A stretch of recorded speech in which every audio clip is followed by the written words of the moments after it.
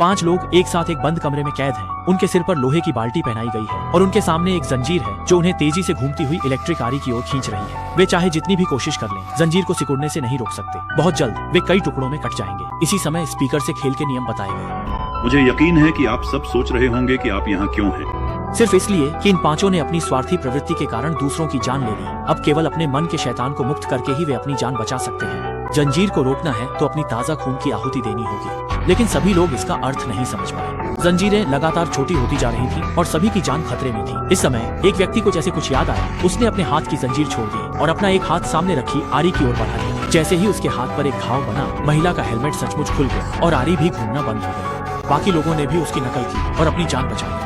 हालांकि एक व्यक्ति ऐसा था जो अब तक नहीं जागा था। महिला ने उसे जगाने की कोशिश की, लेकिन बहुत देर हो चुकी थी। मुख्य दरवाजा खुल गया और सभी लोगों को एक और कमरे में खींच लिया गया। इसी समय वह आदमी जागना शुरू हुआ। सच्चाई से अनजान वह आदमी केवल आरी की ओर खींचा जा सकता था, जबकि बाकी लोगों को जंजीरें ऊपर खींच रही थी और जंजीर का दूसरा सिरा छत से जुड़ा था। साफ था कि अगर वे जंजीर नहीं रोकते तो वे फांसी पर लटक जाते। इसी समय सामने 3 इंजेक्शन की शीशियां गिर गईं और डरावना पुतला भी भागने का तरीका बताने लगा।